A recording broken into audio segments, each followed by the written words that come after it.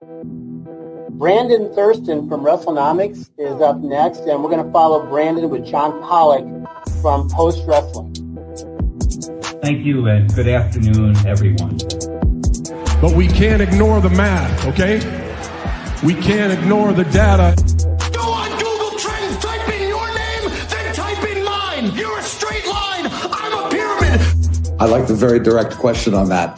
Television ratings, downward spiral. Buy rates, plummeting. The time is now to turn the math around.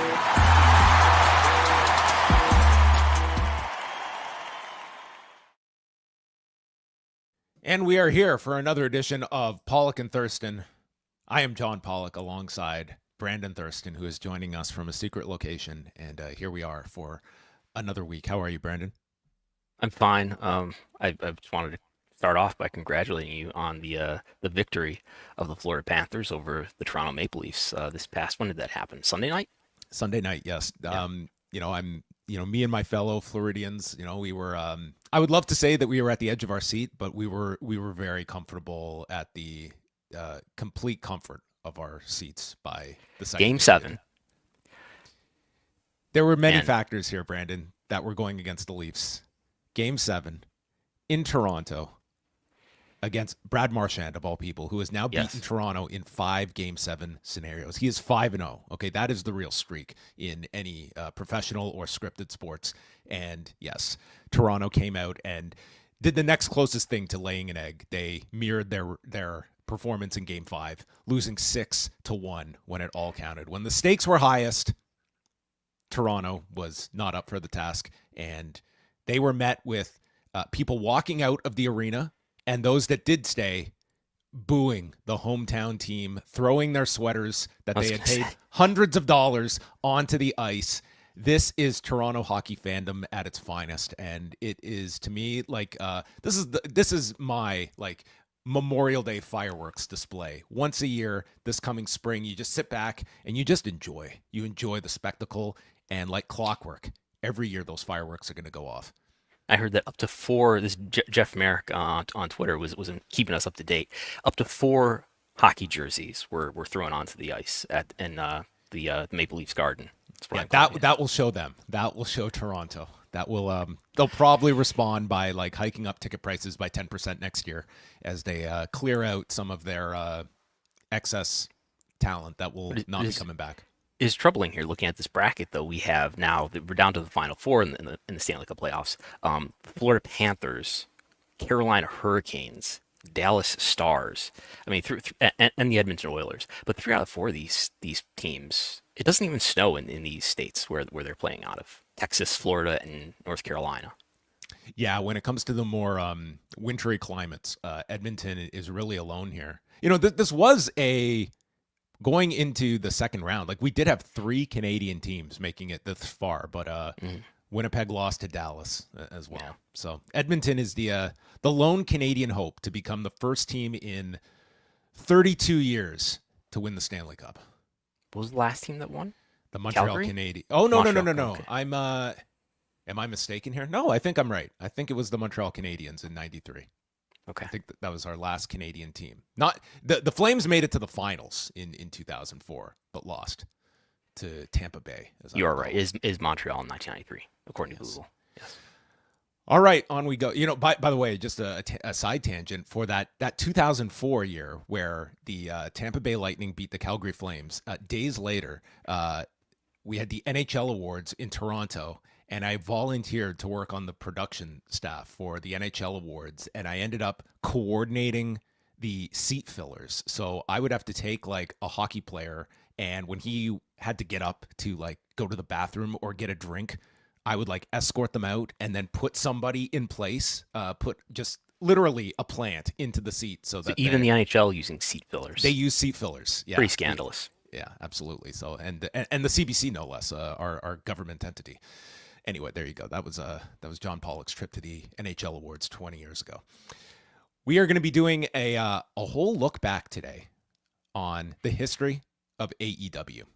Brandon and I said to ourselves, you know what's going on this week? And without fail, I think every Monday we're realizing, this is going to be a slow week. And then come Wednesday, when we put out the list, There's usually always a ton of stuff to talk about, but we have stacked it today. We've decided we have put together a timeline of AEW going back to 2019 right up until the present, the highs, lows, and everything in between. We'll talk about some of the more important moments in AEW's history. Why? Because this weekend is Double or Nothing, which is technically the anniversary of their first show in 2019 at the MGM Grand in Las Vegas. What a time it was. Yes. We figured, we haven't had a good rehash of AEW's history and rubbing our hands together about what the future destiny of this company is. So it had been several weeks since we had done that. So today you'll get what you want. The state of AEW. It's always a tried and true one. But let's go through some news items, starting off with this weekend. It's going to be a rather busy one with AEW running its Double or Nothing event on Sunday in Phoenix, Arizona. A pair of shows that AEW is technically running because we have the Dean 2 event that is also running the night before Double or Nothing in, what is it, outdoors, like outside of the Desert Diamond Arena. I believe they are running this. And then Double or Nothing is on Sunday, where we have now got this convenient chart to let you know where you can buy this pay-per-view, because this was the source of a lot of concern by AEW audiences, because where is it? It's not showing up on Triller.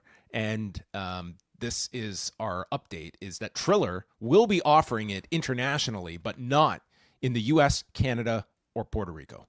Mm-hmm. I see Fubo. Is this a first time for Fubo? I think it is. Yeah, I can't remember a Fubo distribution option. For people who don't know, that's the only United States thing, right? It's it's over the internet cable, basically.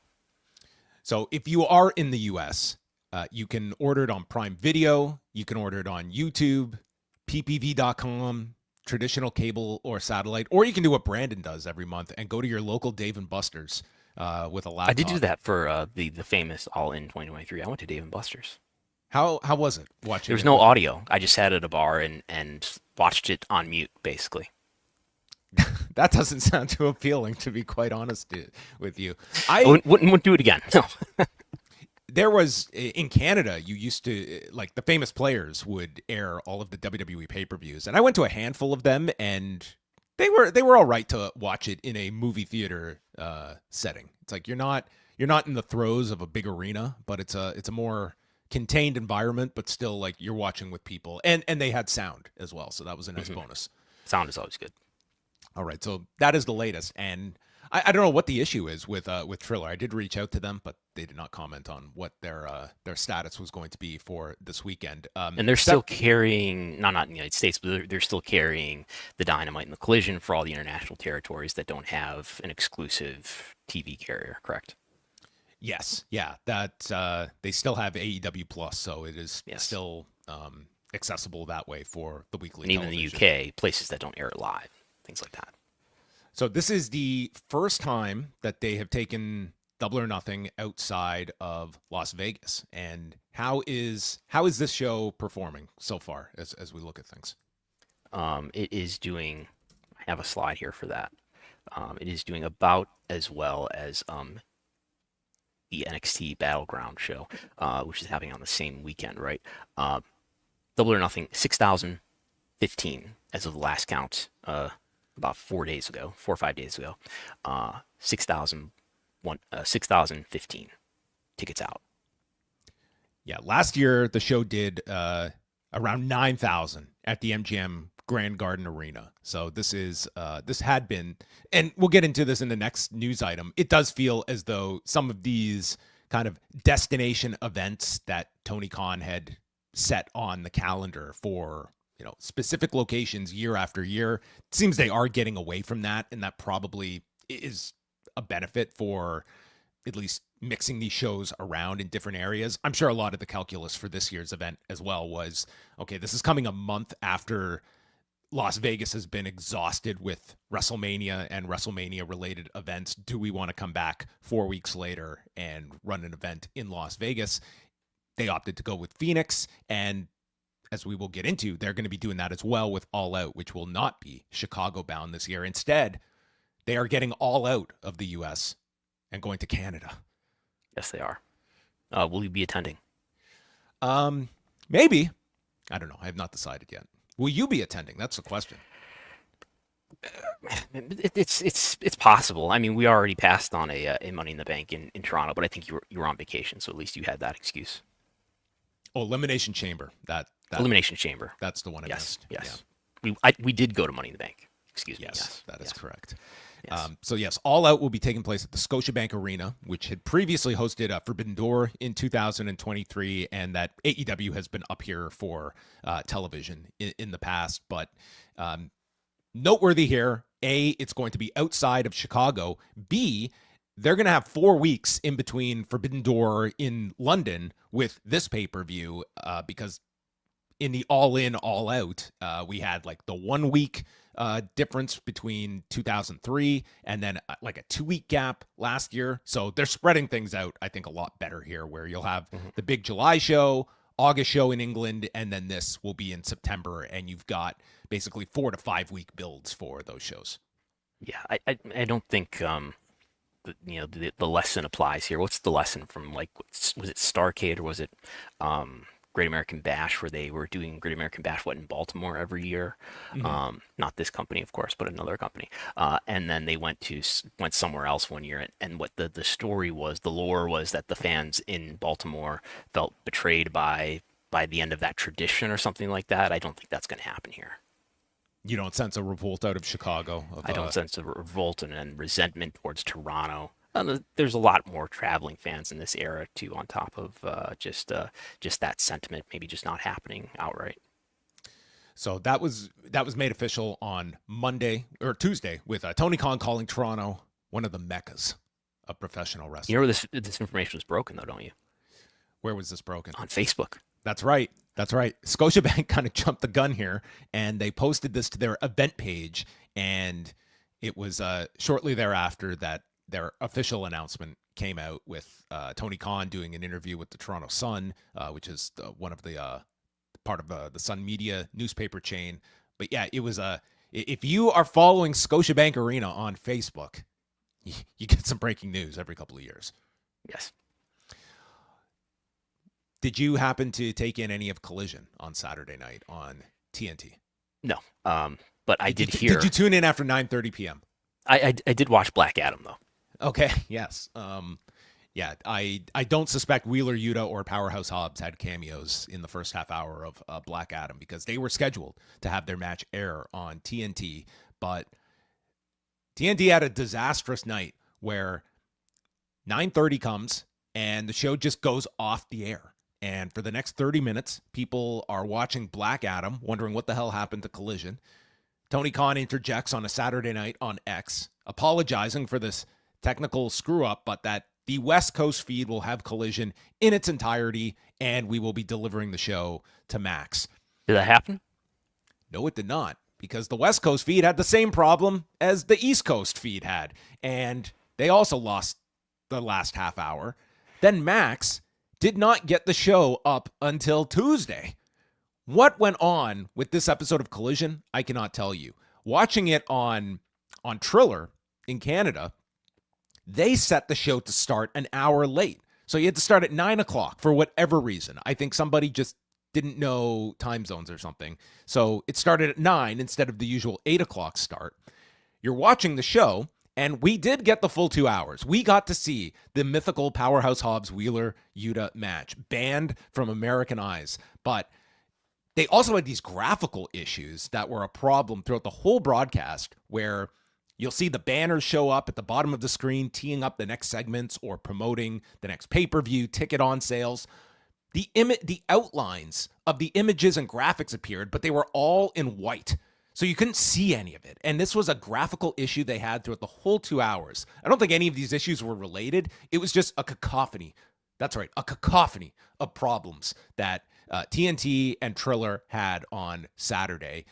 And I was very curious to see Brandon acquire the quarter-hour performances here. Quarter hours did great. The audience grew and grew. And we had like a peak here. I'm serious. Like I think what affects some of this is just people, moving around on their DVRs, and that same day, in addition to the live viewership measurement, increasing, because what we usually see, as you can see in the dashed line here, it usually declines as the show goes on. But we had the total opposite trend for this episode. Yeah, so that's it. You got, I mean, my conclusion here is that Collision should be a 90-minute show every week. That was my It should be. conclusion. I think that would be maybe the best thing for, I don't know if it would be the best thing for the tonnage and the rights fees. How many programs air where the sentiment at the end is, man, I just want more? That never happens for any wrestling shows. But on Saturday Night Collision, this audience, they wanted more. They didn't leave them wanting more. I think that's it. 90 minutes of Collision on a Saturday night, very digestible. Throw out the commercial breaks, get like an hour of wrestling, and you've got your fix. Now, isn't there a famous incident with, what is it, a Jets and Raiders game in like the 1960s or 70s that they went to the movie Heidi or something like that before the conclusion of the NFL game?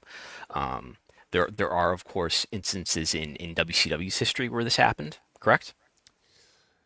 There was an Impact episode a few years ago. I think this was when they were still on Pursuit, and they teed up the main event, went to commercial. They just never came back. They never returned. And that was their pursuit of the main event was left unexplored. Yeah, this has happened. There's a famous story in Canadian sports history where there was a hockey game that was going late, and they had to get to the news. And Dave Hodge, who was a big broadcaster here in Canada, he was just furious about this decision to cut away. And he does this famous, he just throws his pencil or his pen up in the air and walked out of CBC. That's it. Quit. Look at the Dave Hodge incident. I don't know if anyone was protesting and quitting on the spot here for TNT on Saturday, but this was overall. It was just it kind of just feels like a very rare instance, but it was pretty disastrous, I would say. It was like a Dark Side of the Ring episode, just explaining how this ended up happening. We did have Chris Zellner. This is why I thought. Thing about WCW, Chris Zellner tweeting as it happened in the minutes after it happened. Holy shit, we just got a Turner Broadcasting everybody moment.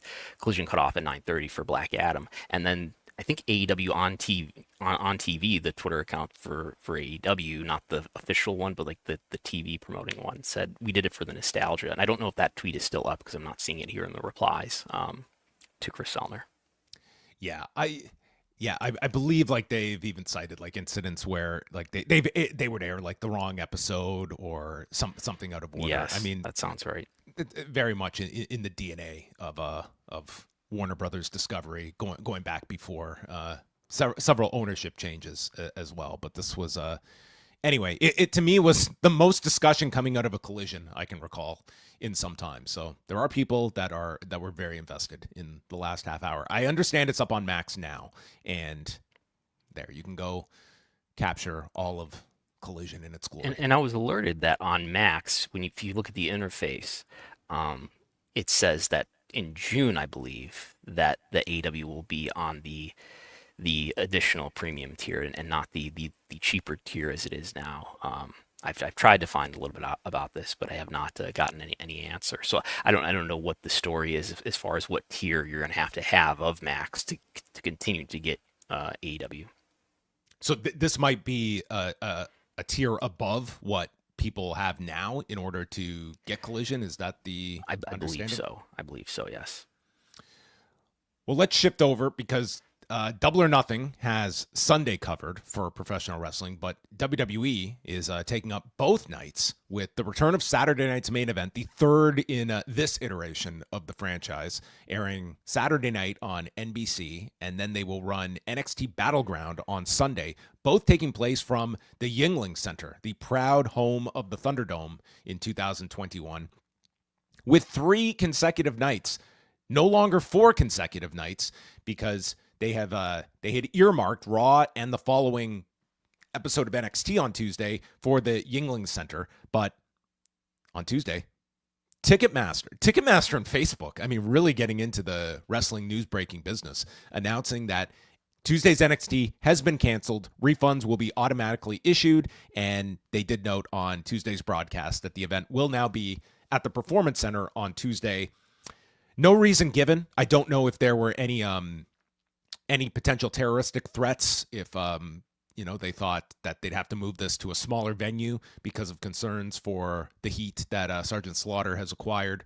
But WrestleTix had noted they had moved about 1,700 tickets for this show, which was exceptionally lower than what Battleground and Raw and Saturday Night's Main Event have moved. One would suspect.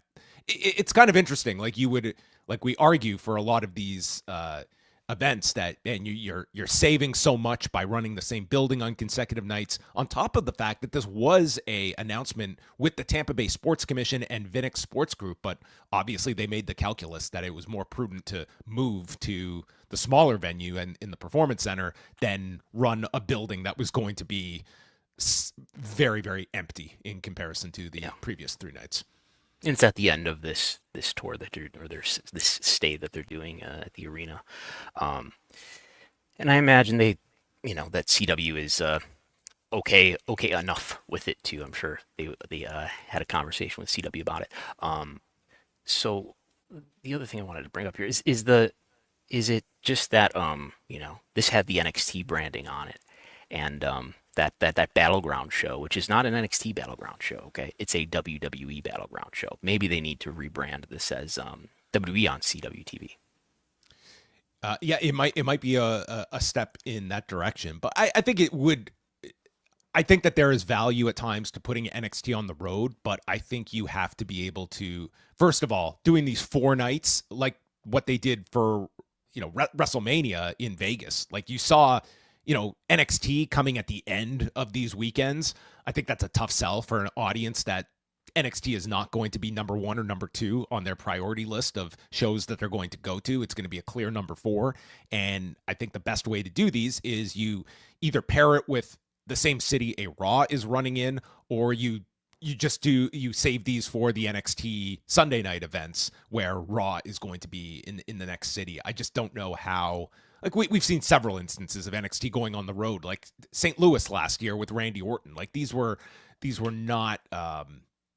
Granted, that was a much smaller venue that they ran, but that's going to be their these have all been toughest sell. Theater venues, right? Like this was an arena venue, the same venue this, that they were this going was to run. overshooting what NXT is going to attract. If you were going to look at the size of this venue and what NXT was going to draw, I wouldn't have been pegging this at much more than 2,000 people ahead of this. I couldn't fathom that they realistically thought NXT was going to do 6,000 people for an episode of TV. After people had already gone to Saturday Night's Main Event and their own Battleground PLE and Raw, and then another TV taping. That's surprising that they would even schedule that and not do it at a smaller venue in the same city and still serve the local economy and all that great site fee stuff. But to do it right in the same big hockey arena is surprising. Yeah. And on a Tuesday night, even if you're talking about, trying to make this some kind of destination weekend for people outside of the city, nobody is sticking around extending their stay until a Tuesday.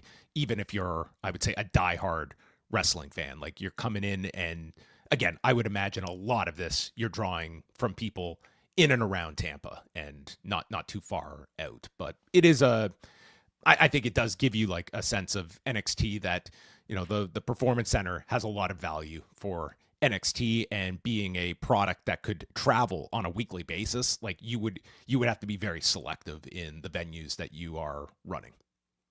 Yeah. Let's move on over.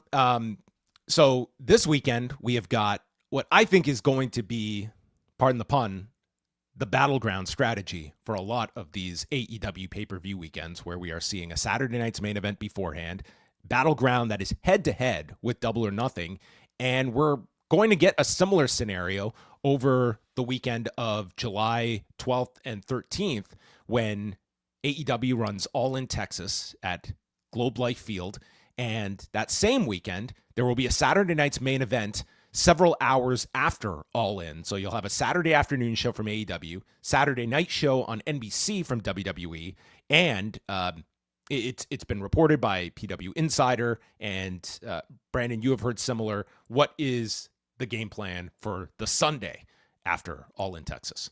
For the Sunday after All in Texas in Atlanta, Evolution 2, which would be an all-women's pay-per-view, which others, as you mentioned, others have reported. I expect that could be announced as soon as this weekend, maybe on NBC for the Saturday Night's Main Event broadcast. So I do expect that. That's going to extend that. I think there's just more and more incentive to not just think about doing another Evolution pay-per-view, but to put more and more events and cram more into these weekends to continue to make the case, if not to get paid on that instance, but to make the case of, look at the economic impact that our events have, and they make people travel in and use hotels and restaurants, and we should get a few $1 million for doing that. Yeah, I think it's multi-pronged in the strategy of all of this. Like, first of all, you have a company that can run a market 2 nights in a row at major venues. Number two, this is a sell to your audience of, okay, yes, AEW has a big show, and you can spend the price of a pay-per-view, or you can watch Saturday Night's Main Event for free, and then for the cost of your streaming subscription on Peacock. Like, this is not so much about just the idea of hurting ticket sales, but as well, it's you want your fill of pro wrestling, you can do it for a fraction of the price, and you're going to get probably 5 hours in 2 nights from WWE. And most normal people, and I'm not part of this population, don't have the time to consume all of this pro wrestling, and you're going to make your decision that has like the most affordable price tag to it, and that becomes kind of the attraction here. And that's what they have this weekend between a free NBC special and a show on Peacock. I imagine it'll be similar. You'll be able to promote on Saturday Night Main Event to tune into Peacock the next night, and many people are already watching it on Peacock. Is there more of a defensive value here too in filling up more wrestling on AEW's biggest show of the year weekend to potentially take away from that event? I think that when we're talking about a pay-per-view, that's going to be a product that's pretty insulated from that sort of competition, from free wrestling. I think it's a pretty solid decision you're going to make whether or not you're going to spend $50, and whether or not there's other wrestling is less of an issue compared to if it's just a matter of turning on TNT to watch Collision. We've seen the impact that Collision viewership will have when there's not only a WWE show head-to-head, but just earlier in the day, you've got your fill of wrestling. But I think it's a harder core audience. It's the bottom of the funnel people who are deciding to spend, and they're probably deciding in their mind, if not actually making the purchase days ahead of time, whether they're going to watch that show and spend the $50. Yeah, I mean, this many, almost 6-7 weeks out from All In, my impression would be that All In is going to do a very healthy number on pay-per-view. I guess the question is, as their big show of the year, in order for it to like go above expectation level, it's like that 10 to 15% that would be kind of your people that are on the bubble. That would be, if this is their one AEW show of the year that they're going to buy, do they get dissuaded because of other options? Those aren't answerable questions, but I'm sure part of that is the thinking towards this whole strategy. And I think it's one that AEW is obviously not oblivious to. This is going to be, I think, something that they are going to routinely have to face. And we've already seen one measure here. Like, this was going to be a show Saturday night and is now taking place Saturday afternoon, so as not to go directly head to head with Saturday night's Main Event, which I do feel would be more harmful to AEW if it was going direct head up with a free special on NBC that they will load up that show. Yeah, and I think it doesn't hurt the show that much or at all to do it a little earlier, especially as long as I bet that show is going to be. So just the final note on this, what did you think of like the first Evolution show? Not the actual show itself, but just the concept behind it. This was in 2018. And, the big discussion at the time was the fact that this was I would say the height of the criticism towards going to Saudi Arabia. And no women could go. Yeah. No women could go at that time. This is a month after Jamal Khashoggi's murder. And at a time when that was the most criticism WWE received about the Saudi Arabia shows. And it went far beyond just like the wrestling circle of criticism for that. And then a week later, you presented this pay-per-view that to me was like one of their better received shows for a multitude of reasons, but also one that they have never gone back to until now. They ran the show in Long Island with Ronda Rousey and Nikki Bella in the main event, brought back a number of past Nassau Coliseum. Yep. The Nassau Coliseum. I think they sold about like 7,500 tickets for it, something in that range. But yes, again, pre-WrestleTix era, yeah. I think this is going to reboot that conversation about, like, is there the demand out there for shows like this, or even that, people will be discussing the idea of the women having their own show. Like, what do you see as the state of kind of WWE's stars when it comes to the women's division, and what you expect the reception will be like to this show all these years later? I mean, the reception of that show I remember being really strong, right? Mm-hmm. But the fact that they never did another one until perhaps July tells you that maybe it didn't do that well business-wise, unless they just didn't want to do a women's show because I think you have to make that conclusion. Like, they're not going to run from something that was an overwhelming business success. Like, they didn't even run that as, like, that to me was always an easy, like, SmackDown special you could have done once a year, like the SmackDown Evolution once a year for 2 hours. Like, they never went back to this concept. Right. No, I think it should only be better, right? Because the women's wrestling is probably even stronger in WWE than it was in 2018. You can think about that and maybe say no, I think, but because you had that really strong, wasn't there a really strong Becky Lynch and Charlotte Flair match on that show? So maybe it will be a challenge to meet it. Maybe there'll be another battle royal with a lot of women from the past coming in. But which do you see as stronger? Like, in 2018, it was at a time when I don't think the division overall was as developed, and creatively, I think that this was not a boisterous time when it comes to WWE, but you had a star in Ronda Rousey that I wouldn't say there's any one particular female star that is at a Ronda Rousey level, but I think a lot of that star power is more dispersed now among the division, and you have a hotter WWE overall. Do you see this as like a better period than that 2018 show where a lot of it was off the name of Ronda Rousey, that I think they felt comfortable to run a show where she would be at the top of the card? As far as what, in-ring quality? Just in terms of also selling this show. Like, do you feel like this is one where, just running an all-women show, like this will be one that is, it performs well? Probably. I mean, WWE is certainly hotter than it was in 2018 overall. And you have, aside from the Ronda Rouseys and the talent that was there at the time, which would be Charlotte, Becky, and Nikki Bella too at the time. But the Rhea Ripley's is an emerging star. It depends on what they book and what they promote. Maybe Ronda Rousey comes back. Maybe she will. No, it's no Vince McMahon around. Supposedly. Ronda Rousey versus Bruce Pritchard.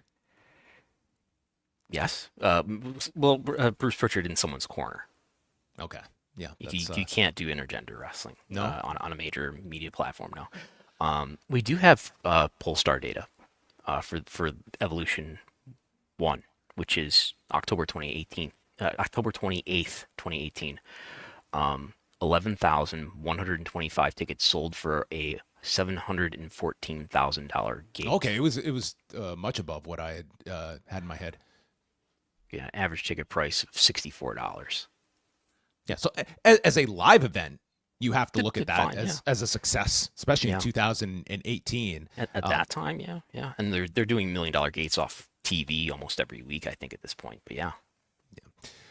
And Atlanta, again, is also pretty strong market for WWE. You would assume this is at the State Farm Arena, so like you're looking at $1 million gate is certainly I would say almost expected for this, and there have been multiple $1 million gates for WWE. Oh, there have been over the last couple of months.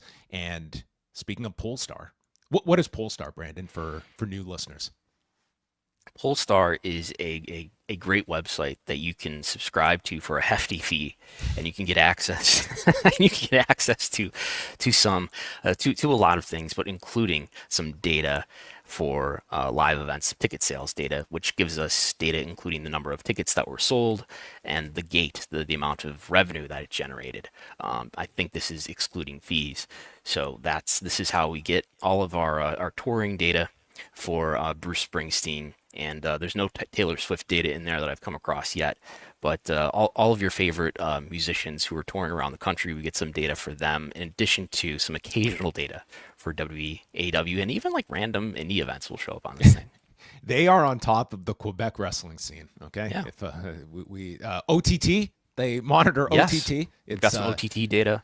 Did you report that? Is that in your report here? No, I'm leaving that for you to break, Brandon. We'll break this exclusively here then.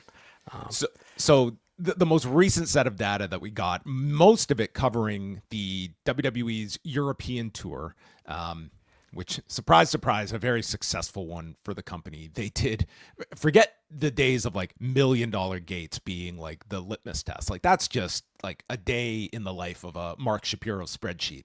It's when you're eclipsing $2.5 million gates. That's what really gets Mark Shapiro up in the morning, and they achieved that on multiple fronts. If you're running UFC, this is a drop in the bucket. Yeah, this is paltry in comparison to what a UFC can pull. But we had March 23rd, which was just a regular live event in Nottingham, England, that did 8,200 tickets and $995,000.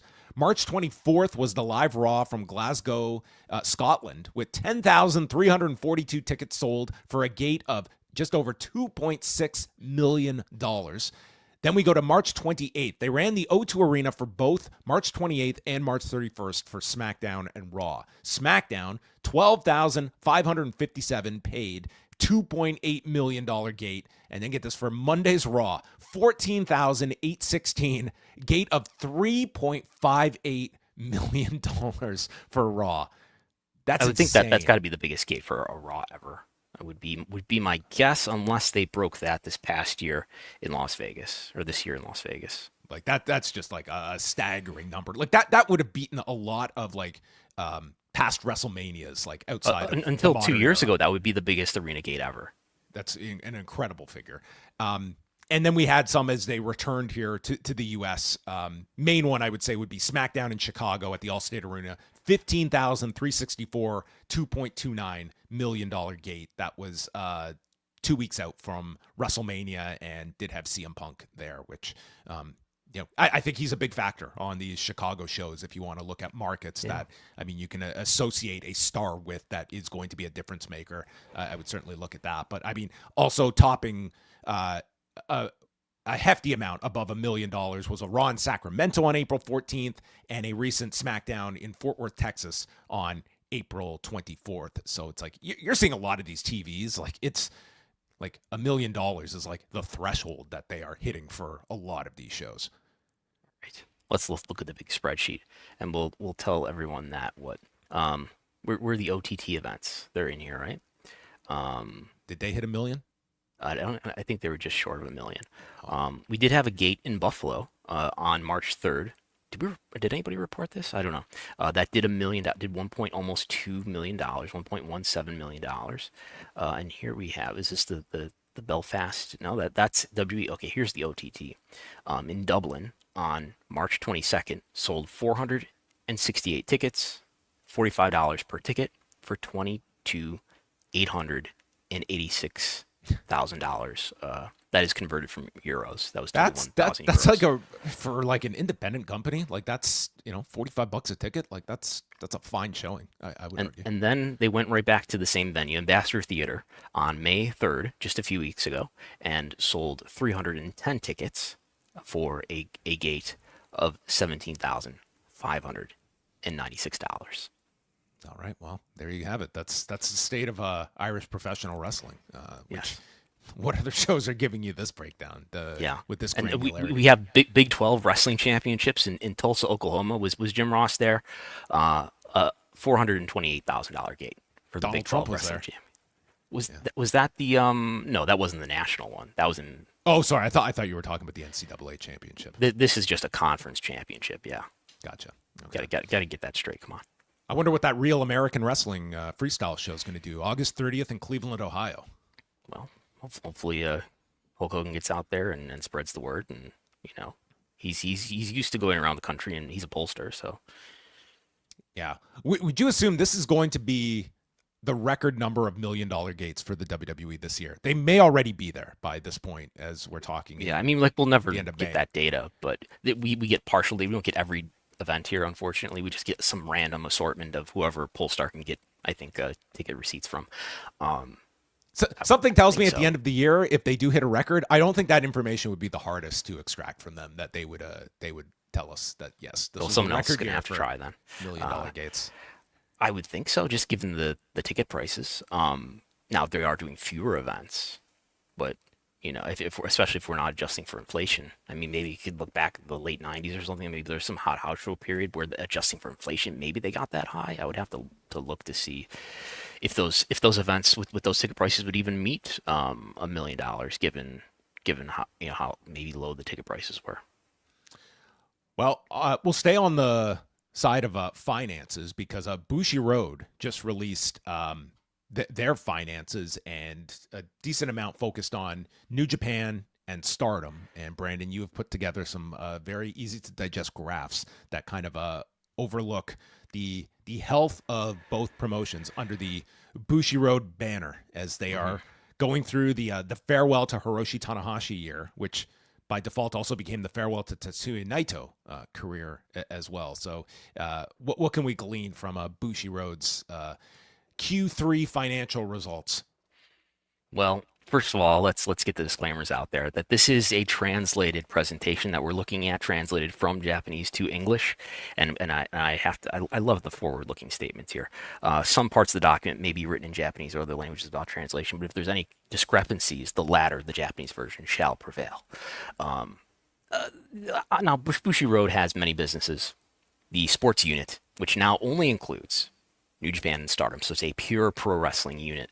It is one portion. It is a minority of their business, along with all these other things that I don't understand well, that have a lot to do with video games and anime and things like that, and card games and all the rest. Brandon, we call that a pure play. Pure play. Yeah. Yes. But it's not a pure play business. It's a variety of things it's a diversified portfolio.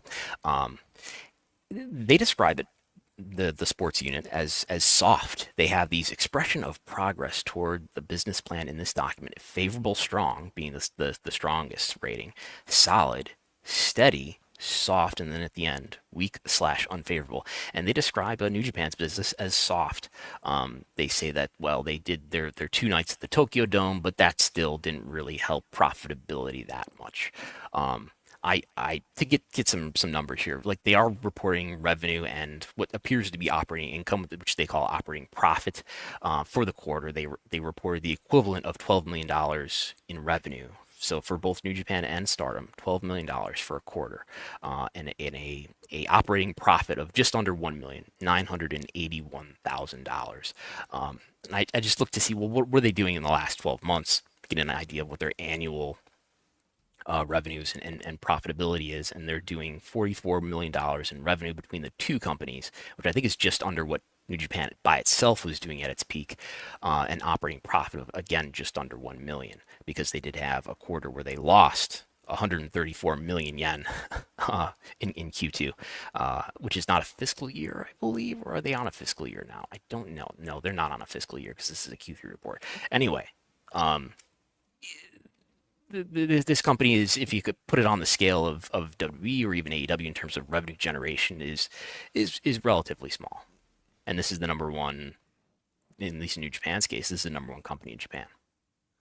Yeah, we also have some of the highlights. It was stated at the time, with Obari even commenting on the back-to-back nights at the Tokyo Dome, that it felt as though Wrestle Dynasty, that, I'm paraphrasing, but they would find like a better place strategically in the calendar to place it, and that maybe the back-to-back nights was not the best strategy for them with this concept for the first time, as they did just over 16,000 for the second night, which, you're running the Tokyo Dome. It's not the cheapest place in the world to rent. And I think like they had a lot higher expectations when the concept was introduced of not just being a New Japan show, but being kind of all of its partner companies, AEW included, coming together for kind of a dream match concept type of show.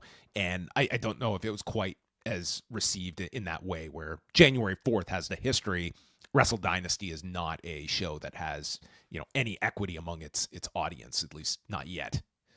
For people scoring at home, we should really point out that when we're talking about every wrestling company's business other than WWE and AEW, and I maybe Impact to some extent, but they're owned by a parent that's in this game, is that these Japanese companies and the major Mexico companies are live event businesses still. They are still in the original model of what pro wrestling business was about, which is largely selling tickets, as opposed to WNAW, which is largely about selling the rights to broadcast your programs.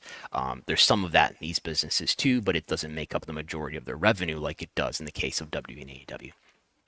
So some of this discussion in these slides, and they put this out every quarter, we should probably talk about it more often, is that there's they're talking about attendance. So I decided to grab the attendance data from Cage Match, which is, I believe, just grabbing it from, in New Japan's case, the New Japan website, and in Stardom's case, I think Stardom is putting their attendances on their website. And so the belief about how true these attendances are is that since, I believe, April 29th, 2015, these New Japan attendances are supposed to be more legitimate. And what I believe they represent is probably tickets distributed.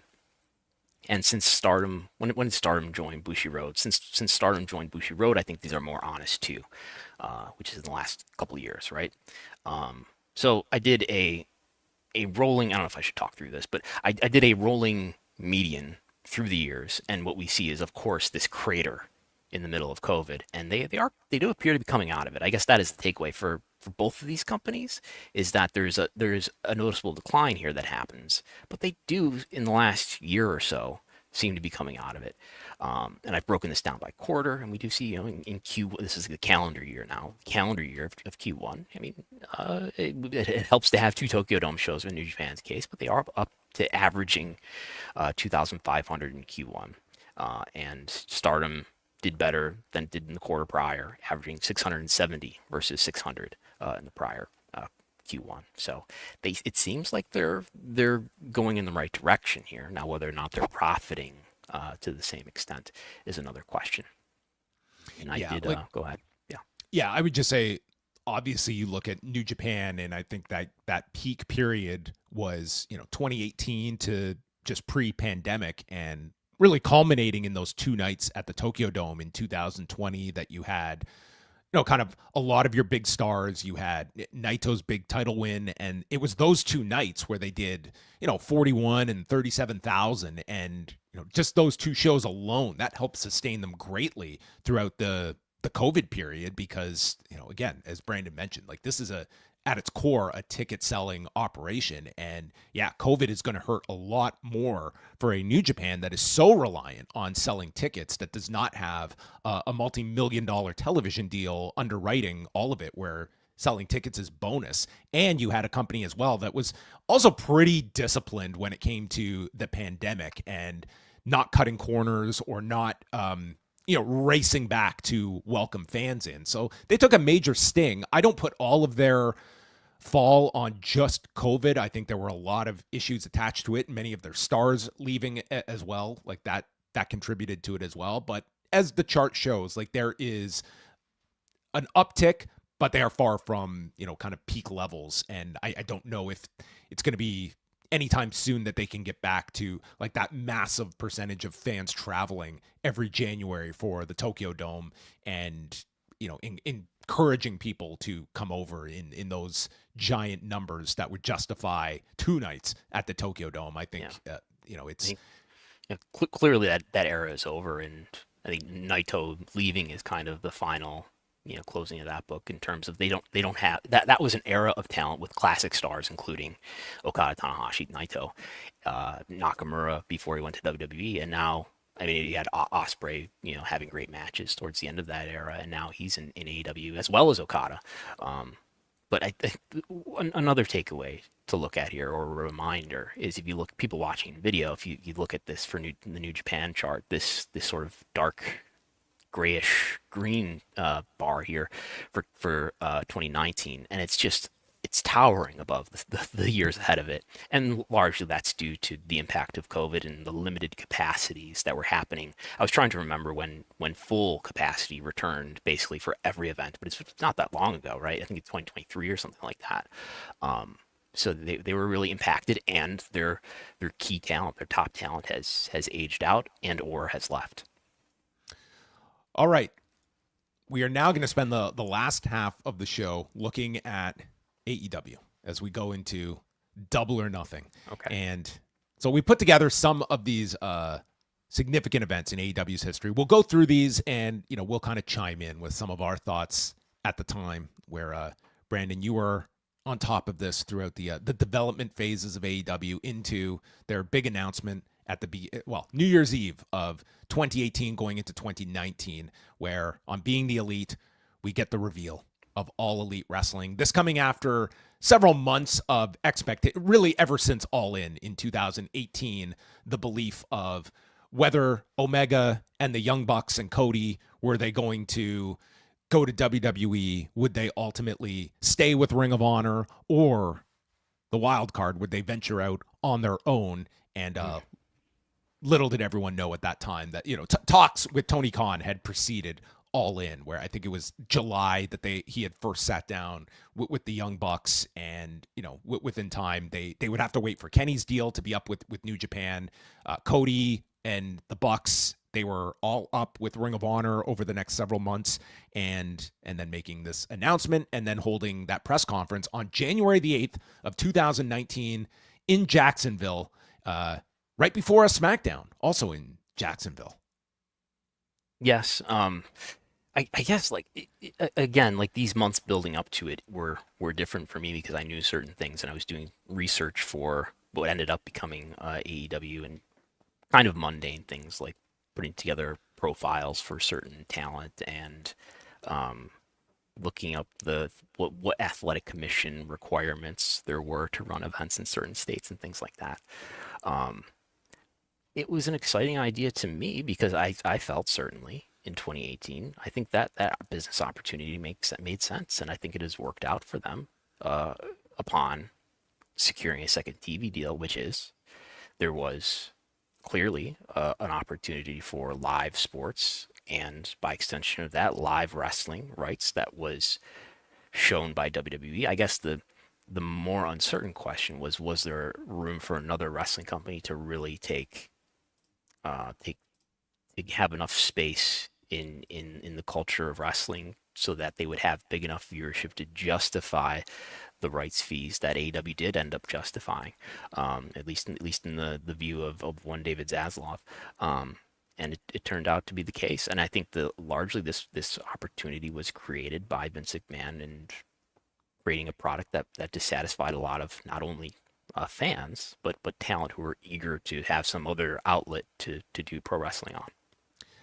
I think you could appreciate it at the time, the idea of a new national company emerging. And granted, there was skepticism. But you would be laughed at for even thinking about that. WWE is such a gargantuan monster. There's no way that anybody could ever do something that holds a candle to that.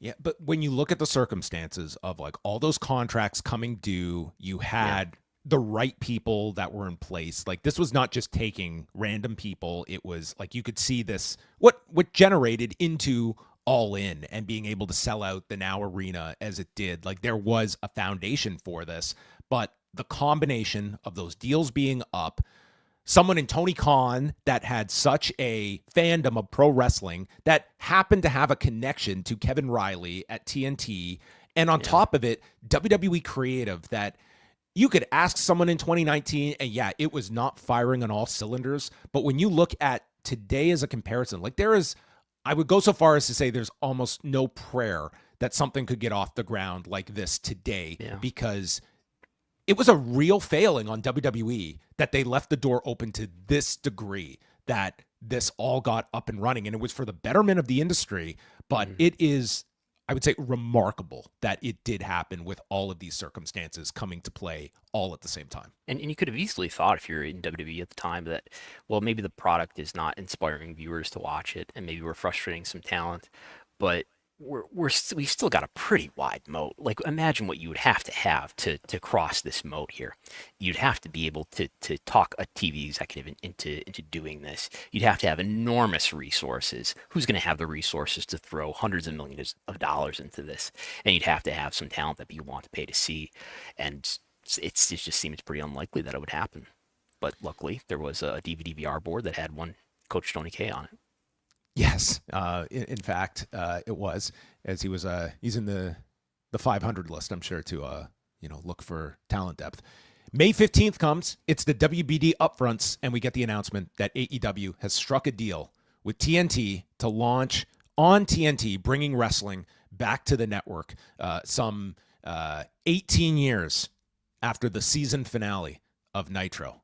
Just gone on hiatus for a couple decades, as they announced at Warner Media. Today is partnering with AEW, the new professional wrestling promotion featuring a world-class roster of diverse male and female wrestlers, giving fans a new wrestling experience for the first time in 20 years. And that was sort of the overarching question after the announcement of AEW was, okay, but where's this going to be? And, Showtime's name was often linked in the mix that they had spoken to as well. And those seem to be the primary candidates, with ultimately TNT getting the show. And I mean, you can always play what if, but I think this was, I think this was so crucial because as we would fast forward into the just before COVID, it's a renewal that they get out of nowhere that ends up being almost like a massive savior for this company in early 2020. But this was obviously like the most important piece of this puzzle was you have the talent, and now you at least have a distribution arm on a major cable network. Yeah, and this is actually, I've never seen this image before that we're showing. This is Kevin Riley at the upfronts talking about AEW probably for the first time. And Kevin Riley's not somebody who stays with WBD for much longer after AEW gets going. And just he's very, very important to the story. Yeah. Like, you could argue like this might not even get in the front door for a meeting without Kevin Riley. Which I would say, when you have executive changes, as what was not even WBD at the time, it was Warner Media. It was the successor company of it was owned by AT&T, I believe, at the time, right? And it ended up being merged with Discovery, and the prevailing CEO in that merger was David Zaslav. He could easily imagine that new executive leadership had a totally different vision, would have a totally different vision for TNT and TBS, but I think they saw the value in having something live, and that was relatively inexpensive. To continue to, I don't know what the calculus still is as far as how you justify paying tens in this case now, almost a couple $100 million a year in terms of what is the direct revenue extraction in terms of ad revenue, in terms of carriage fees, if any. I doubt any. And maybe there's some crossover marketing value that you get out of it, and there's value that you're bringing to Max, yes. But it's just not clear. And maybe it's just not clear in terms of actual measurement too. It's kind of speculative. But anyway, they decided that they not only wanted Dynamite and a Rampage, but there were 3 AEW TV shows at one time. The first Double or Nothing takes place May 25th. That features Kenny Omega and Chris Jericho, the debut of Jon Moxley. It tops 100,000 buys and a giant demand for tickets at the MGM Grand Garden Arena, which is the first official AEW show in its history. And then throughout the summer, they run Fight for the Fallen, Fighter Fest, which are shows available on BR Live and Fight TV. Those were kind of like the experimental shows where I think it was as much just drawing from curiosity of what is this product even going to look like? What will it resemble? And for AEW, kind of getting just a sense of its own kind of, this was like its pilot episodes as kind of an entree for, they would do All Out at the end of August. And then the big launch is Dynamite on October the 2nd of 2019, a Wednesday night where the first casualty of the WWE AEW war was Kevin Smith, who did the... He attends Dynamite. He's there in the front row, and then he is uninvited to SmackDown 2 days later, which is premiering on Fox. Why would that happen? That couldn't have happened though, because WWE doesn't care about AEW, right? They were it's a sprint, or it's a marathon, not a sprint, and they told Kevin Smith to sprint back to AEW because you're unwanted here. But that first Dynamite, 1,409,000 viewers and a .68 in the 18 to 49 demo for the 2-hour premiere on TNT. Yeah. It was really big. I mean, do you remember what people were predicting for the first episode in terms of viewership? I mean, I think, I was trying to figure it out at the time, and because by then we knew what the pay-per-view buys were for the first 2 shows, right? And I think like 1 million, I remember saying like 1 million was a good over-under, and it did 1.4 million and never came close to that number again, which, as we always say, when it comes to premieres, is not surprising. We expect that this premiere is going to be the biggest viewership ever, whether it's AEW on TNT or Raw on Netflix or SmackDown on Fox. But it was more than I was even expecting. Do you remember how WWE followed that up in the coming days? No, I don't. So we had the premiere of SmackDown on Fox, which Yes. Legendary title switch where Days later, yeah. Brock Lesnar beat Kofi Kingston for the title. But that was just the setup for Sunday, and a very famous Hell in a Cell pay-per-view headlined by Seth Rollins and Bray Wyatt, where I believe there were AEW chants that emerged. Like, you could argue that was a near rock bottom point, I thought, for like WWE fan reaction to an event, and such a rejection of the company at that point. Like, that Hell in a Cell pay-per-view is where I often look at in terms of like where was the plateau creatively. That night you could feel like they're lowest. In red light, the entire thing, right? Oh my God, this was just horrendous. I remember being on my couch watching this, and we just looked at each other and we were like, what in God's name are we watching? Like, this felt like a parody of a professional wrestling show, that it was almost as though it was like a flex of, look at what we can get away with presenting to people. Yeah. I remember watching it live, and it was like WWE was doing things on purpose. They weren't, but it was like WWE was doing things on purpose to make the environment even more hospitable for an alternative. We'll go to 2020, and January 15th comes, and we get the news that WBD has torn up its original contract of AEW, and they have extended for 4 years with an average annual value of $175 million. The original contract, like the major expense that WBD was fronting, was pretty much like the production costs. So this new contract, it's for 4 years, and more importantly, this is for like around $44 million a year it starts out at. And it's in January, it's seen as a sign of really good faith that they feel this strong in this product just 3 months into its launch on TNT. But 2 months later, when the pandemic begins, this contract, I think you can look back at it as maybe the most important deal in AEW's early history, because I don't know where AEW is if they don't have this contract to save them, when so much of their early, it was just, yes, they were going to lose a lot of money in these years, but that was going to be extrapolated when you're throwing out ticket sales. Yeah, and I assume that the ratings were good enough, or perhaps were overperforming expectations at that time, that they decided to do a better, more long-term deal. If those negotiations had happened 2 months later, or they had been delayed 2 months into the pandemic, who knows what would have happened. And am I jumping ahead to start talking about the pandemic? I mean, that raised all sorts of questions, at least from the outside, about what was going to happen to TV rights. But in reality, as long as they continued to produce new content, they were okay, both W and AEW. And there was a lot of confusion from people other than WrestleNomics about that. Yeah. March 11th is the last Dynamite in front of fans before the pandemic.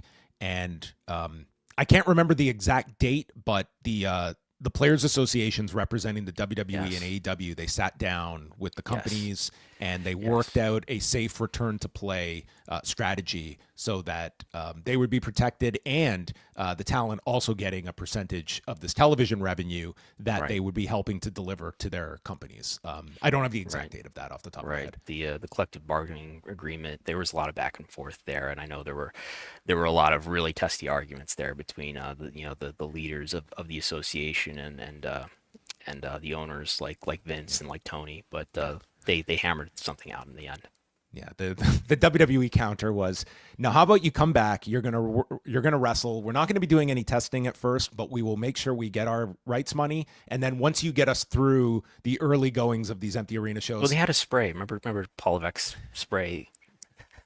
It takes Paul Levesque cured COVID before any vaccines. Okay, Moderna, take a back seat. Yeah.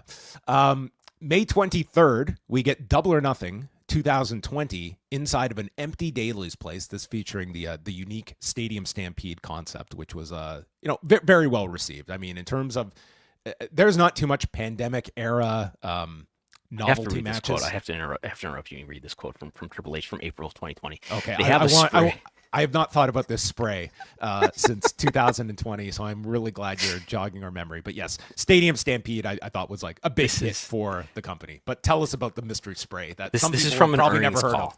This is from an earnings call at the time. The first earnings call while COVID is full blown. Quote, they have a spray that it's a process that makes it cling to surfaces.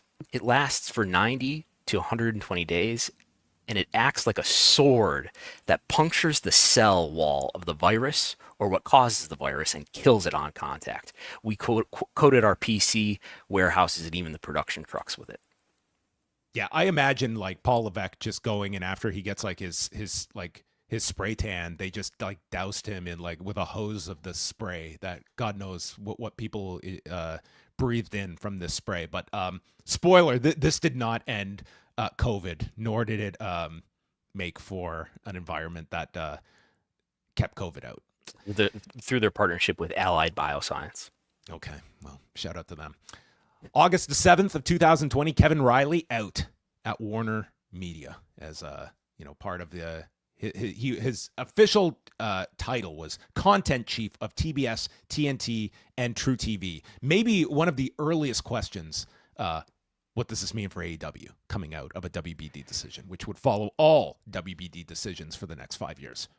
And then we had, I think, Brett White's was a person that took over many of his duties. He wouldn't last for forever either, but yes.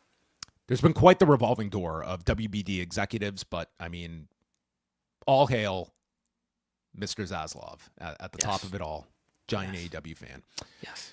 December 3rd of 2020, The First Winter is Coming, which features Sting's debut. And then the following week, Sting talks for the first time. It's an even bigger audience than Winter is Coming. That was on December the 10th. And then on December the 13th, I want to say, AEW executive Chris Harrington sits down with Brandon Thurston for a special edition of WrestleNomics and goes over the recent ratings performances with visual aids. With the minute-by-minute ratings were disclosed for this conversation. I thought this was going to be a monthly occurrence, but it would not be. But I'm not kidding. I remember watching this show. I was like, this is a level of insight like zero wrestling executives are participating in. And I thought it was like a really, and great. I think you even said at the time on the show, like this was also very beneficial to AEW to kind of take to promote this fact of like how well this. I think he was open about when there's good news. Sure, let's go out there and talk about it. Yeah.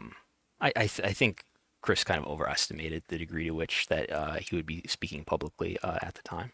But yes. December 30th is the Brody Lee Celebration of Life, probably like the most memorable episode, a total tragedy that happens with the news. December 26th, Brody Lee had been off television for months at the time and had been a very, very closely guarded health ailment that he was dealing with and ultimately passing away. This episode was, I think this is ranked like at the very top of Cage Match when it comes to it. It's just, it's not even like a wrestling show you can judge against, very few, but obviously in the style of the Owen Hart tribute or Eddie Guerrero tribute. But, in times that have followed this as well, we've heard, CM Punk, the fact that this, not just episode, but the locker room keeping this news quiet was a big reason for him to take AEW and want to be there. Bryan Danielson saying a similar thing as well about just the handling of all of this. And I just think if you obviously were following AEW at the time, very hard to not think of this episode when you think of AEW's like early run and how they handled this. Just it's this and the Hannah Kimura tribute show. We go into 2021, April 14th. It's the first unopposed Wednesday night edition of Dynamite as NXT moves to Tuesday nights, and we got the end of the Wednesday night war, which was a wonderful time for Brandon Thurston's mentions. Well, really, see, here's the thing about if we were talking about my involvement in media, I really only came around after this. I really missed out from a business opportunity perspective to really jump in. I was starting to do, upon COVID, I was starting to do more coverage of wrestling, but I really didn't get deeply involved in it until just after the Wednesday Night War actually came to an end, which was a probably big missed business opportunity for me. But you would find other ins to I would find other ways to get threats and such.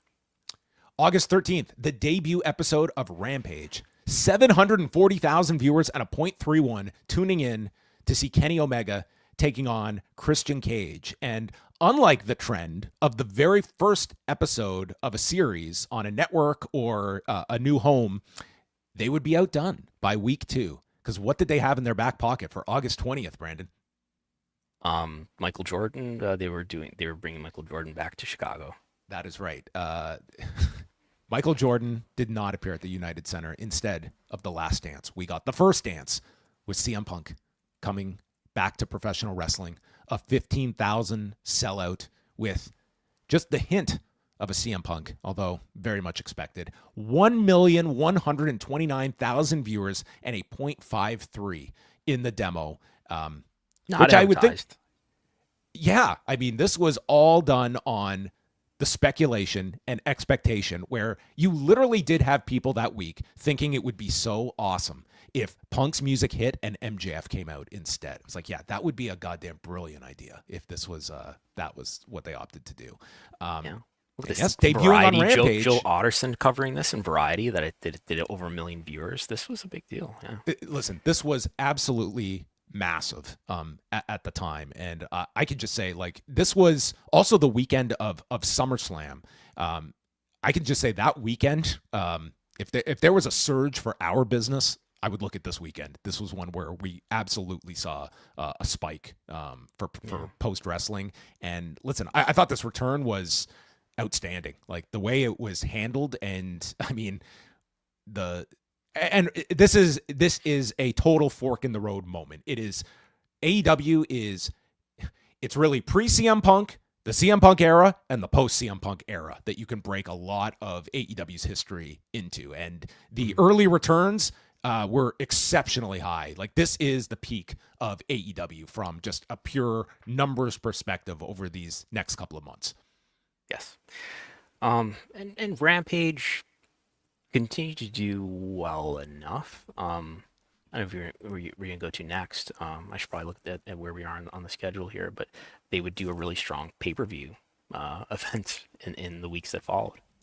Yes, this would be September 5th with All Out 2021 doing a reported 205,000 buys for CM Punk versus Darby Allin, and then also featuring the debuts of Adam Cole and Bryan Danielson on the show as well. Again, at the Now Arena, and to this day, still the most purchased AEW pay-per-view in its history. Yes, I think All Out, All In 2023 is second, but yeah, this was very big, and it's sort of on the level of a low-end W pay-per-view in the pay-per-view era, pre-2014. Yeah. September 29th, the launch of Roads to the Top. Not one of the more successful spinoffs of AEW programming, which they would have a number of, I would say, unsuccessful spinoffs within the Warner family. But this profiled Cody and Brandy very much like their answer to Total Divas. Yes. October 15th, what a night in wrestling history. SmackDown is on FS1 due to the Major League Baseball playoffs. Rampage is airing at 10 o'clock. So you're figuring, okay, SmackDown will go from 8 till 10, Rampage 10 till 10 till 11. But no, instead, SmackDown decides we're going to go 30 minutes over, commercial free. And then we get 30 minutes head to head, where it is Rampage prevailing by, I would say, like a fraction. I don't have the exact numbers in front of me, but this was kind of at just the height of AEW and at least SmackDown on cable being neck and neck with one another. Yeah, and it, as much as outwardly WWE is sort of denying the existence of AEW, to an extent today, they were definitely doing things in response to it that were absolutely, and I know that, you know, AEW is being tracked and probably still is being tracked closely by WWE internally. Yeah, and just to quickly go back, on September 8th and 15th of 2021, so several weeks after Punk's debut and after All Out, Dynamite does beat Raw 2 weeks in a row in the 18 to 49 demo. It's very close, but yeah, there was again, this is if you're charting this is where the planes meet between Dynamite and Raw, and they would really never get this close again, but this was in the demo you mentioned. In the demo. Total viewership was still always in WWE's favor. Yeah. I have a chart that will always get people upset.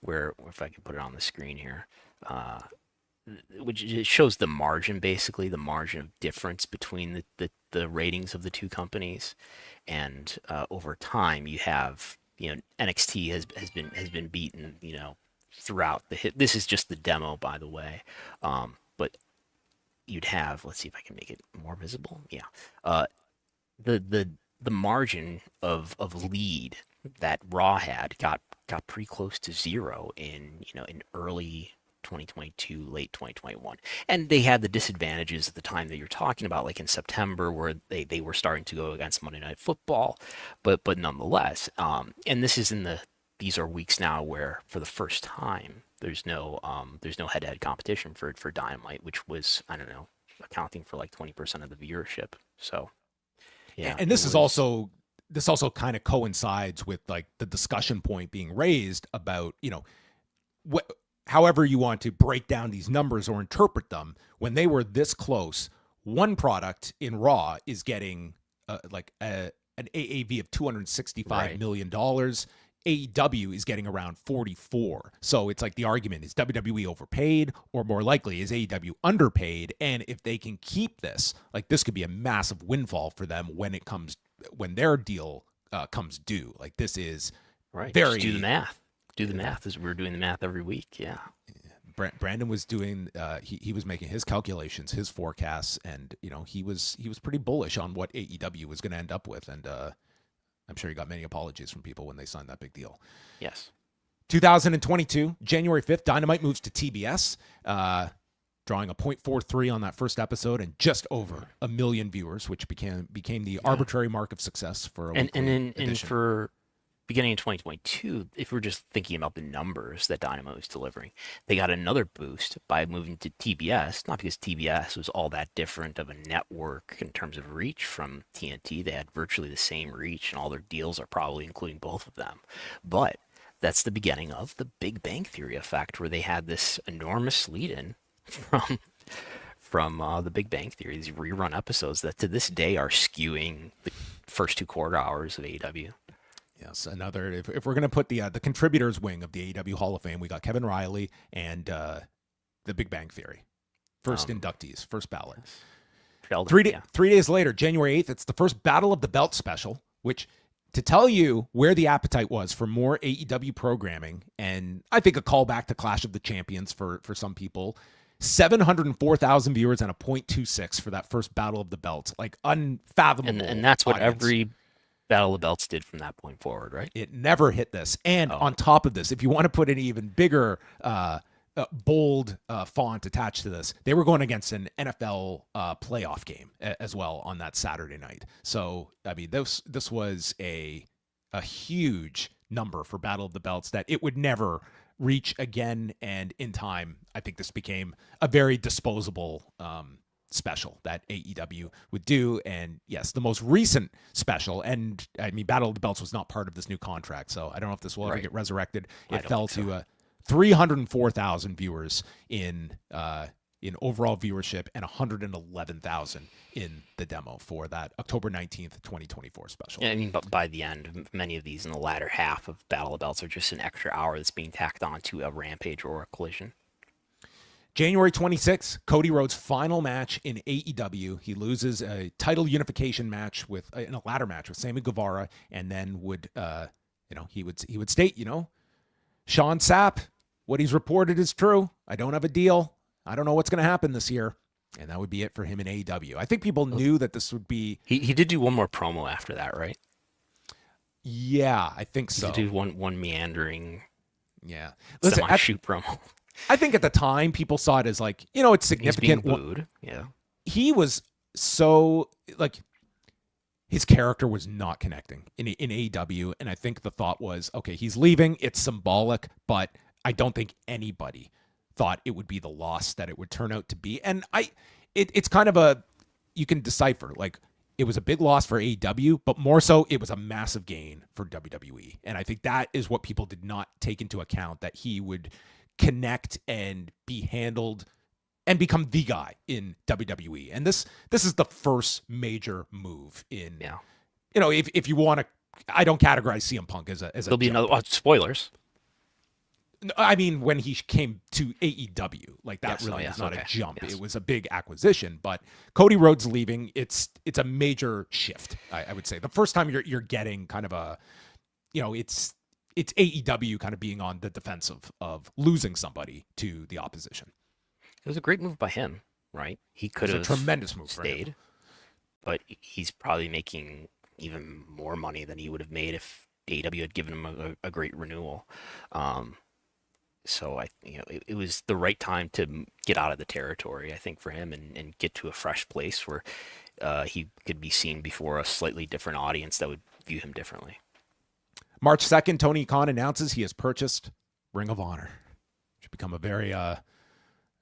very contested acquisition by one Tony Khan. Yes. Obviously had, plans for Ring of Honor. That he was doing his Tony Khan yelling voice where he announced that he was buying Ring of Honor. Yes.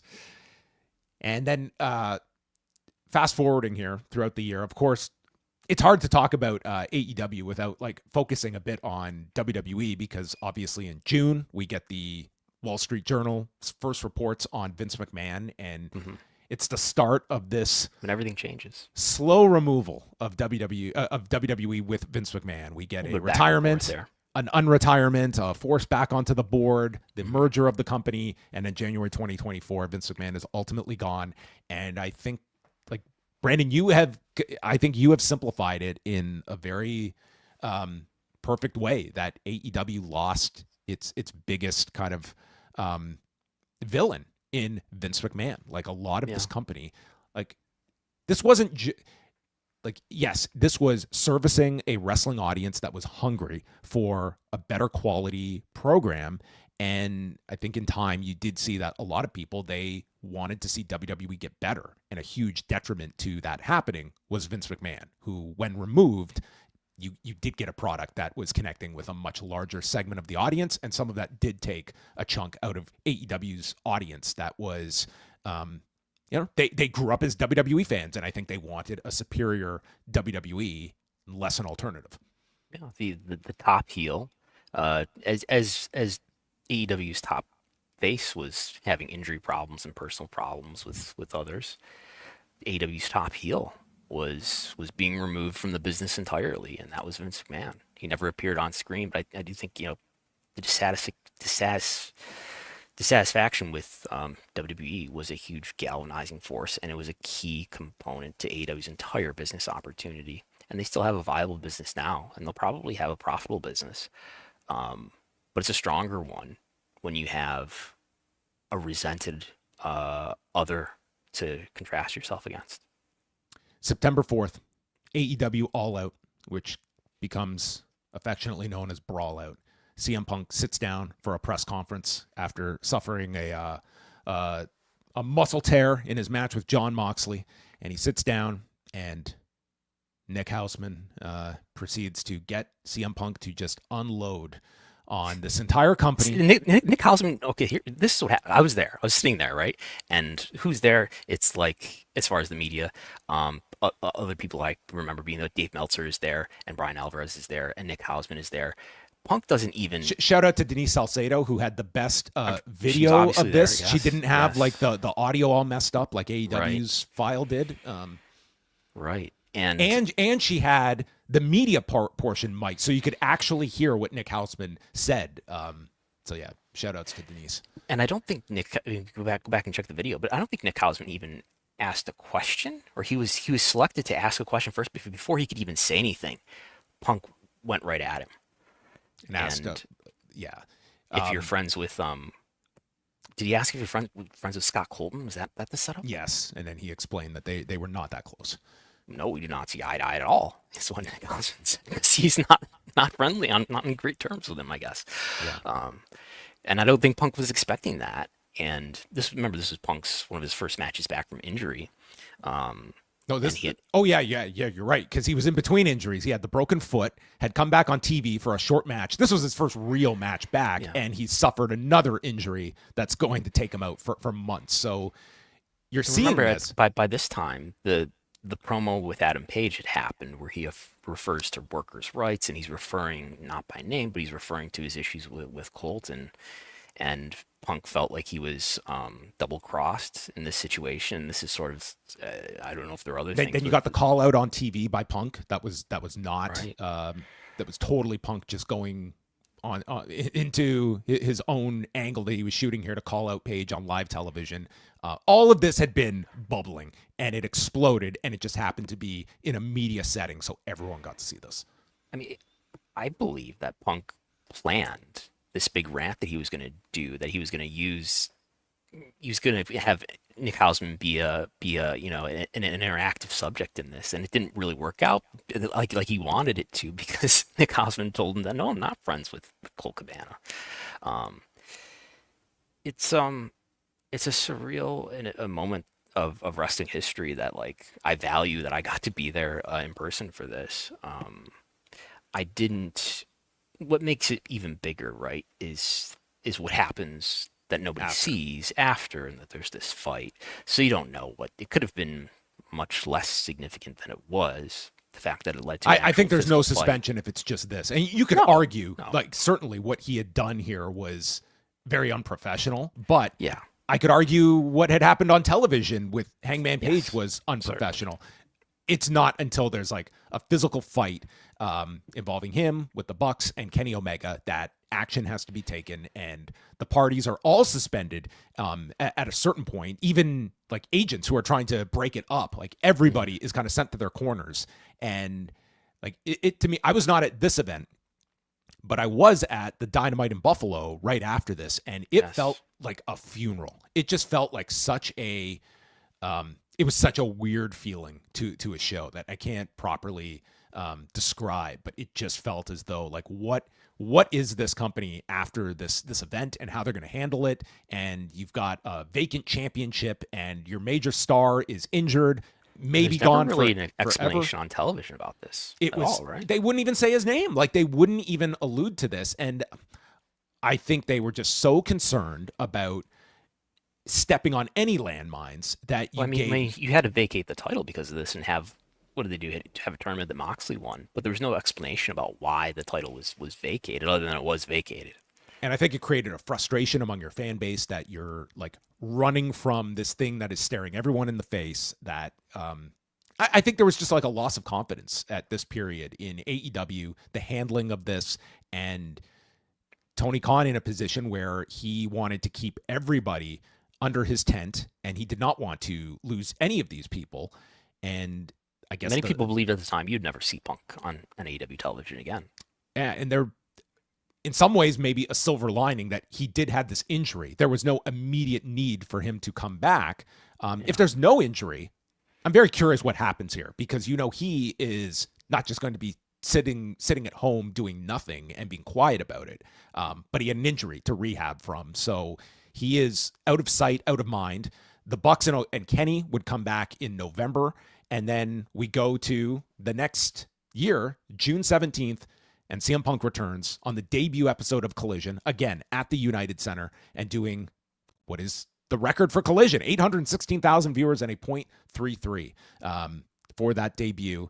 And it's a short reunion of CM Punk with AEW that is pretty much catastrophic, where it feels we're like just going to separate the locker rooms. We're going to keep the elite people over here on Dynamite, and we're going to put Punk over here on Collision.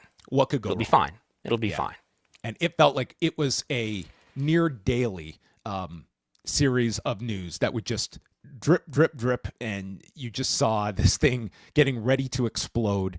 And it did on August 27th, which happened to be the company's biggest undertaking to date at Wembley Stadium. And it's preceded by the backstage fight between CM Punk and Jack Perry after Jack Perry's match, the Cry Me a River line, and Punk getting into a fight with Jack Perry, security footage catching all of it, and then Punk going out and wrestling a match with Samoa Joe, leaving and being suspended, going off to Cauliflower Alley Club to appear, and then being fired all within a week. And just, you could write a movie that wouldn't have these many plot twists to them. We've kind of found out about this in real time, right? I remember Fightful reporting on it immediately as it happened, that there was some sort of physical altercation, which luckily enough we would all get to see in video later.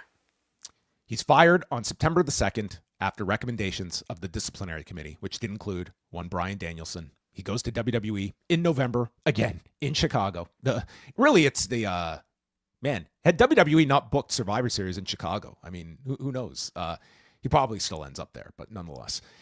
And then we just bring it up to 2024, last October the 2nd to be exact. WBD and AEW announced their renewal, which would include Dynamite and Collision being simulcast on Max. We get varying numbers attached to the value of this deal, and it turns out to be a pretty strong deal for AEW, but does come with some elimination of programming. There is no Ring of Honor worked into this deal. There are no Battle of the Belts, and there is no Rampage either. And we have seen, several of the ancillary programs that have fallen by the wayside beyond Rampage and Battle of the Belts. Dark and Elevation also meeting their demise, as well as YouTube properties. But yeah, I think Dark and Elevation probably served as properties for them to put out to leverage WBD into being the exclusive home for AEW. This is probably a good time to bring up our question from Jared, who says, I know Tony Khan is a busy man, but can he help New Japan and Stardom secure a short-term deal with HBO Max, which is going to be its name again, and improve their numbers and profits? I would suggest that the fact that he doesn't have a Ring of Honor deal in this or any other media company's universe probably tells you no. I think there's no desire for non-AEW content, and I would say even AEW content. Like they could have had Rampage if they wanted more wrestling content. They did not. I don't think that was AEW volunteering to remove any of this. So I would say there's almost a 0% chance of that happening. Yeah. And yet, yes, one specific one here that has come up over time, but the most clear in terms of like the AEW ownership stake that WBD has. Tony Khan responding to a question from Sean Ross Sapp on October 9th. It's a fair question. I will not get into our ownership structure beyond saying I have 100% of the voting stock in this company and have since the beginning and hold the vast majority of shares. I think that's fair to say. As the sole voting owner and the vast majority shareholder of the company, I think that speaks volumes, and I'm the controlling owner with 100% voting control of the business. So yes, that is in a roundabout way. Instead, I don't know why we have to speak in rhymes, but the implication that WBD has some small percentage, but that Tony has all of the decision-making power. And I think this goes back as well to, you have to imagine that, the Young Bucks, Cody and Kenny Omega, even a Jericho, if there were any talents that were in a position to try and get any kind of percentage, that would have been something that they would have worked to get at the onset of it. The fact they did not, that was very smart to AEW's part to retain all of that. But, you would look at those people, like, would that have been leverage that they had on their side to try and get some ownership level of this company? I want to correct myself. Gerard, thank you for the question. I think what he's telling us there is that he has all the voting power, right? It's like there's two classes of shares, as there was in WWE before the merger. There's voting shares. Voting shares may be different for certain shareholders who are the founders. And he seems to be saying that it's not even that he has 100%. He uses the terms 100% of the voting shares. It's your TV partner, and Tony has, frequently been very elusive in answering questions, even when there seems to be no negative outcome, but especially surrounding his by far most important partnership, which is their TV deal with WBD. I believe that WBD has an increase in ownership of AEW as a result of this TV deal, but I believe that what he's saying is true, that the Khan family, or Tony specifically, has all of the voting power, so he gets to make decisions, but they have shares in the company, I guess, that they may transact at some point. As we finish this off, this is a record-setting edition of Pollock and Thurston. Yes. Besides Tony Khan, who would you say are the key people that you would look at in AEW's history that, with or without them, this company looks a lot... Other than Chris Harrington, yes. Other than Chris Harrington as well. Yes. CM Punk, Cody, the Bucks, Kenny, Kevin Riley. David Zaslav, Kevin Riley. I think those are a lot of them. CM Punk is the most interesting one that I'd be very curious if we could ever get that truth serum interview with Tony Khan, and you go back to 2021, and do you sign CM Punk? I think the answer is still yes. I think he still does, even if it was all the tumultuousness that comes with it. I think he came in at a really pivotal time that did elevate AEW to its next level. But I'm also open to the same arguments that he also took AEW to, I think, its lowest perception value in the wake of kind of everything post Brawl Out, and even after his release, that was a shadow that hung over this company for a long time. And some of it self-imposed, some of it not. There is a lot that you can dissect, and God knows this ecosystem has dissected the CM Punk AEW relationship. But that's one of those interesting ones that I don't think you'd ever get a truthful answer from a Tony Khan. This is totally speculative. I think they would probably be better off having never brought him in, because then you don't have this mountain that you fell from. And maybe he doesn't even go back to WWE in that scenario, because he doesn't get the wrestling bug again. And your competitor is less strong. And WWE has clearly been benefited economically from having CM Punk. It's many questions that, like, what is the domino effect of that? Like, does a Cody leave after that? Is the situation different?